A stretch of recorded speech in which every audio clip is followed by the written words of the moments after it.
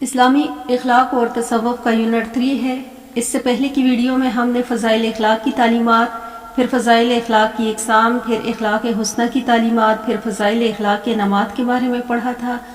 آج ہمارے سبق کا موضوع ہے اسی یونٹ میں فضائل اخلاق کے نمونے۔ یوں تو فضائل اخلاق کے نمونوں کی فہرست تو طویل ہے، لیکن یہاں ہم چند کا ذکر کرتے ہیں۔ سب سے پہلے ہے اخوت۔ اردو زبان میں اخوت کا مفہوم بھائی چارے کا ہے۔ اسلام کے رشتے سے تمام مسلمان آپس میں بھائی بھائی ہیں، چاہے وہ کسی بھی رنگ، نسل، زبان، قوم اور ملک سے تعلق رکھتا ہو۔ جب اللہ تعالیٰ کی بارگاہ میں حاضر ہوتا ہے تو یکسانیت کے ساتھ اللہ تعالیٰ کو پکارتا ہے، اس کی عبادت میں مشغول ہوتا ہے اور اس کے احکام کی تعمیل کر رہا ہوتا ہے۔ پھر اس کے بعد اخوت کے آداب ہیں۔ اخوت کا پہلا ادب اور کرینہ باہمی تعاون کا فروغ ہے۔ ارشاد باری تعالیٰ ہے، اور نیکی پرہیزگاری کے کاموں میں ایک دوسرے کی مدد کرو اور گناہ و ظلم میں ایک دوسرے سے تعاون نہ کرو۔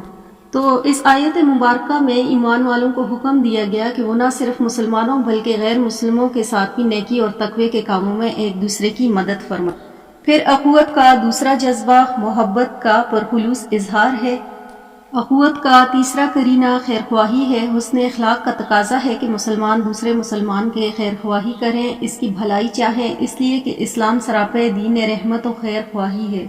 ارشاد باری تعالیٰ ہے، تم میں سے بعض کی غیبت نہ کیا کرو۔ کیا تم پسند کرتے ہو کہ تم میں سے کوئی اپنے مردہ بھائی کا گوشت کھائے؟ رسول اللہ صلی اللہ علیہ وآلہ وسلم نے ایمان والوں کو باہم اخوت و بھائی چارے کے ساتھ رہنے کی تلقین فرمائی۔ پھر اخوت کے بعد ہے دیانت۔ تو انسانی اخلاق میں امانت و دیانت کو بنیادی اہمیت حاصل ہے۔ انسان کے مابین لین دین کے معاملات میں امانت و دیانت بنیادی جوہری اخلاق کی حیثیت کی حامل صفات ہیں۔ اللہ تعالیٰ نے انسانی اخلاق سنوارنے کے لیے قرآن مجید میں اس کا کئی بار تذکرہ کیا، اور آپ نے فرمایا کہ امانت و دیانت کا مقصود یہ ہے کہ انسان اپنے امور معاش، تجارت اور دیگر معاملات زندگی میں ایمانداری کا مظاہرہ کرے، اور پھر کسی کا کوئی حق ہو تو اسے پوری دیانتداری کے ساتھ ادا کرے۔ پھر ارشاد باری تعالیٰ ہے، ہم نے پیش کی یہ امانت آسمانوں، زمین اور پہاڑوں کے سامنے کہ وہ اس ذمہ داری کو اٹھائیں، تو انہوں نے انکار کر دیا اس کے اٹھانے سے، اور وہ ڈر گئے اس سے اور اٹھا لیے اس کو انسان نے۔ بے شک یہ ظلم بھی ہے اور جہول بھی۔ اللہ تعالیٰ کے مبعوث کردہ انبیاء اکرام امانت و دیانت کے اوصاف سے متصف تھے، اور انسانوں کے لیے ان کی سیرت کامل نمونہ ہے۔ اللہ تعالیٰ نے سورہ مومنین میں ایمان والوں کی کئی صفات بیان فرمائی، جس میں ایک امانت بھی ہے۔ ارشاد باری تعالیٰ ہے، ایمان والے تو وہی ہیں جو اپنی امانتوں اور وعدوں کا لحاظ رکھتے ہیں۔ پھر قرآن و سنت میں امانت میں خیانت کو نہایت برا عمل بیان کیا گیا اور اس کی مذمت کی گئی، اور ایسے عمل سے گریز کرنے کی ہدایت کی گئی۔ ارشاد باری تعالیٰ ہے، تو جس شخص کو امین بنایا گیا، اسے چاہیے کہ وہ اپنی امانت ادا کرے، اور اسے چاہیے کہ وہ اپنے رب سے ڈرے۔ پھر آپ صلی اللہ علیہ وآلہ وسلم نے فرمایا کہ جس میں امانت نہیں اس میں ایمان نہیں، اور جو وعدہ وفا نہیں اس میں ایمان نہیں۔ آپ صلی اللہ علیہ وآلہ وسلم نے فرمایا، جب کوئی شخص کسی سے بات کرے اس غرض سے کہ اپنے آس پاس دیکھے کہ اس کی بات کوئی اور نہ سن لے، تو وہ بات بھی امانت ہوتی ہے۔ پھر اسی کی بابت ایک اور حدیث ہے کہ امانت میں خیانت منافق کی فطرت ہے، جیسے رسول اللہ صلی اللہ علیہ وآلہ وسلم نے اس انداز میں بیان فرمایا کہ منافق کی 3 نشانیاں ہیں: جب بات کرے تو جھوٹ بولے، جب وعدہ کرے تو خلاف ورزی کرے، اور جب اس کے پاس امانت رکھوائی جائے تو اس میں خیانت کرے۔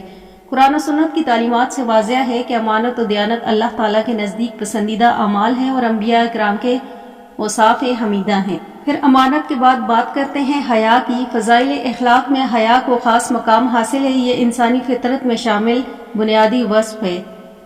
اسے عفت و پاکیزگی اور شرم کے ناموں سے بھی یاد کیا جاتا ہے۔ اللہ تعالیٰ حیادار اور حیا کو پسند فرماتا ہے اور انسانوں کو حیا کی تعلیم دیتا۔ پھر قرآن و سنت میں ایسے تمام کاموں کو حرام قرار دیا گیا جو بے حیائی اور بدکاری کا موجب بنے۔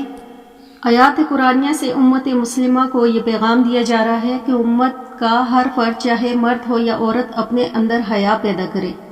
حیا کی تعلیم دیتے ہوئے اہل ایمان کو فرمایا گیا کہ کسی کے گھر میں بغیر اجازت کے داخل نہ ہو، تاکہ کسی کی نجی زندگی متاثر نہ ہو اور ان کے مخفی حالات پر کوئی واقف نہ ہو۔ ارشاد باری تعالیٰ ہے، اے ایمان والو، تم اپنے گھر کے سوا دوسروں کے گھروں میں اس وقت تک داخل نہ ہو جب تک کہ اجازت طلب نہ کر لو، اور انہیں سلام نہ کر لو، یہ تمہارے لیے بہتر ہے تاکہ تم بطور نصیحت یاد رکھو۔ آپ صلی اللہ علیہ وآلہ وسلم نے فرمایا کہ کسی کے گھر جاؤ تو اجازت ملنے سے پہلے اس کے گھر کا پردہ اٹھا کر اندر مت جھانکو کہ اس کے اہل خانہ کی بے پردگی ہے۔ پھر حیا کے بعد ہے ایفائے عہد۔ وعدہ اور عہد قریب المعانی ہے۔ اس کا اصطلاحی مفہوم یہ ہے کہ کسی سے کسی قسم کا کوئی قول و قرار کیا جائے تو اسے پورا کیا جائے۔ اس کی اہمیت کا اندازہ اس سے لگایا جا سکتا ہے کہ اللہ تعالیٰ نے قرآن مجید میں وعدہ اور عہد کی نسبت اپنی طرف فرماتے ہوئے کئی بار ارشاد فرمایا، بلا شبہ اللہ تعالیٰ وعدے کے خلاف نہیں کرتا۔ قرآن مجید میں بار بار اہل ایمان کو تاکید کی گئی کہ وہ اپنے عہد و پیمان کی مکمل پاسداری کریں، کیونکہ اس کی بابت اللہ تعالیٰ کی بارگاہ میں جواب دہی ہوگی۔ ارشاد باری تعالیٰ ہے، اور عہد پورا کیا کرو، بلا شبہ عہد کی بابت باز پرس ہوگی۔ پھر فرمایا گیا کہ وہ اپنے عہد کی نگہبانی کرتے ہیں۔ پھر اس کے بعد ہے عفو و درگزر۔ تو عفو اللہ تعالیٰ کی صفت عظمیہ ہے جس کا ظہور ہر لمحہ ہر آن جاری و ساری ہے۔ کرۂ ارض میں بسنے والے انسان مختلف مذاہب، اقوام، رنگ، نسل، زبان اور علاقوں سے تعلق رکھتے ہیں، جس میں کچھ تو عقیدہ توحید کے حامل ہیں اور کچھ کفر و شرک میں مبتلا ہیں۔ تو اس کے باوجود اللہ تعالیٰ ان پر عذاب نازل نہیں فرماتا اور نہ ہی انہیں جرم کی فوری سزا دیتا ہے، حالانکہ یہ جرم سب جرائم میں سے بڑا ہے، جس کے بارے میں فرمان ہے کہ بے شک شرک بہت بڑا ظلم ہے۔ معاف کرنے کا عمل اللہ تعالیٰ کو بہت پسند ہے، اس لیے اہل ایمان کو بھی حکم دیا گیا کہ وہ اس صفت کو اپنائیں اور اپنے معاشرے کے اندر اسے فروغ دیں۔ اس کی وجہ سے معاشرے میں استحکام پیدا ہوگا اور نفرتیں ختم ہوں۔ رحمت و شفقت اللہ تعالیٰ کا پوری کائنات پر خاص احسان و کرم ہے۔ وہ ہر آن اپنے بندوں پر رحمت کرتا ہے اور انہیں اپنی شفقت سے نوازتا ہے۔ رحمت و شفقت کا تقاضا یہ ہے کہ ہر انسان ہر لمحہ کیا جاتا ہے، مثلا چھوٹوں کو بڑوں کی شفقت، بھائیوں کو بھائی کی شفقت، بہنوں کو بھائی کی شفقت، بھائی بہنوں کو آپس میں رحمت و شفقت، اولاد کو والدین کی رحمت و شفقت کا تقاضا۔ اس بابت اسلامی تعلیمات اتنی پر اثر اور جامع ہیں کہ پوری انسان نسل اس سے فائدہ اٹھا سکتی ہے۔ اس کی بابت حدیث مبارکہ ہے کہ ایک مرتبہ رسول اللہ صلی اللہ علیہ وآلہ وسلم سیدنا حسن بن علی مرتضی رضی اللہ تعالیٰ عنہ کو محبت سے بوسہ دے رہے تھے۔ مجلس میں موجود اقرا بن حابس تمیمی نے کہا کہ میرے 10 بچے ہیں اور میں نے آج تک ان میں سے کسی کا بوسہ نہیں دیا۔ آپ صلی اللہ علیہ وآلہ وسلم نے فرمایا کہ جو شخص رحمت نہیں کرتا اس پر رحم نہیں کیا جاتا۔ آپ صلی اللہ علیہ وآلہ وسلم نے فرمایا کہ اللہ تعالیٰ نے جب تمہارے دل سے رحم نکال دیا ہے تو میں کیا کر سکتا ہوں۔ پھر ایک اور مشہور حدیث ہے کہ آپ صلی اللہ علیہ وآلہ وسلم نے فرمایا کہ جو شخص ہمارے چھوٹوں پر رحم نہیں کرتا وہ ہم میں سے نہیں۔ پھر ہے تواضع۔ تواضع کی صفت اللہ تعالیٰ کو بہت پسند ہے۔ نبی کریم صلی اللہ علیہ وآلہ وسلم کے اخلاق حسنہ کا ایک شاہکار تواضع بھی ہے۔ آپ صلی اللہ علیہ وآلہ وسلم اپنے صحابہ کے ساتھ بھرپور تواضع اختیار فرمایا کرتے تھے، اور اللہ تعالیٰ نے آپ صلی اللہ علیہ وآلہ وسلم کو مومنین کے لیے تواضع اختیار کرنے کا حکم فرمایا۔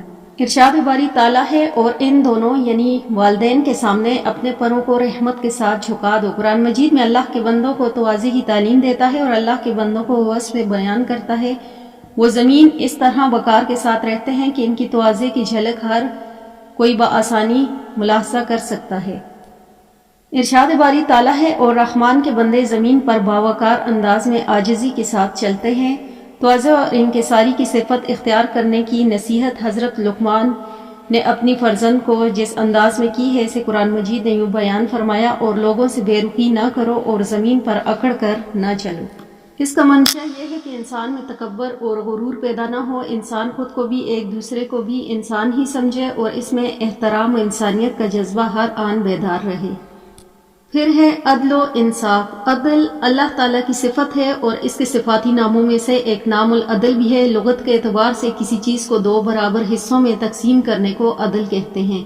عدل کی ضد ظلم و زیادتی ہے۔ عدل کا مفہوم کسی چیز کو اس کے صحیح مقام پر رکھنا، حقدار کو اس کا پورا حق دینا اور انفرادی و اجتماعی معاملات میں اعتدال کو اپنا کر افراط و تفریط سے بچنا ہے۔ دوسرے لفظوں میں یوں بھی کہا جا سکتا ہے کہ جس کسی کا جتنا حق بنتا ہے اس کو اس کا حق دے دیا جائے اور اس میں کسی قسم کی بھی کمی بیشی نہ کی جائے، یعنی معاشرے میں ہر طبقے ہر فرد کو جو حقوق حاصل ہیں وہ اسے دیے جائیں، اور رنگ و نسل، علاقیت اور صوبائیت، لسانیت اور ذات پات کی بنیاد میں کوئی فرق روا نہ رکھا جائے۔